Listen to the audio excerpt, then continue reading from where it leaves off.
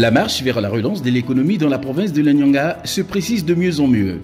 Suivant la promesse du président de la transition d'implanter une usine de transformation du marbre à Doussier-Goussou près de Tchibonga, le ministre chargé des missions, porte-parole du CTRI, le colonel Ulrich Monfumbi, s'est rendu sur le site pour constater agréablement l'effectivité des travaux relatifs à l'implantation de la dite usine. Vous avez juste derrière moi le plan 3D de cette usine, comment elle sera structurée, la zone vie, les 2 hangars métalliques. C'est dire que le président de la transition, président de la République, chef de l'État, ne fait pas dans les fausses promesses.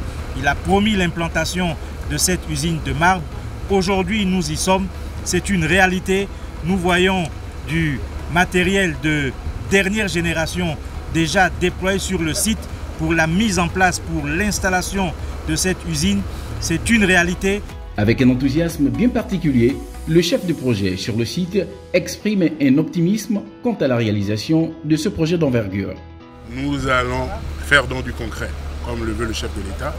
Les projets qui ont été annoncés par ce dernier doivent arriver au terme de leur réalisation. Et ici, comme vous avez pu le constater sur le site, nous sommes dans la phase pratique. Il faut dire que le projet d'exploitation de marbre à Doussier-Goussou suit un certain phasage. Et là, nous sommes dans la 2e phase du projet. Après la phase d'obtention de toutes les autorisations nécessaires, nous sommes désormais dans la phase des travaux de terrassement, de génie civil également. Ces travaux intègrent l'ouverture des voies d'accès et également la préparation de toutes les plateformes censées recevoir les différentes infrastructures que nous allons exploiter ici. L'implantation de cette usine de transformation de marbre à Doussier-Goussou dans l'Anyanga relève d'un grand rêve qui devient réalité pour les Ninois. Son caractère ambitieux porte les germes de résolution considérable du chômage des jeunes, avec à long terme la création de plus de 400 emplois.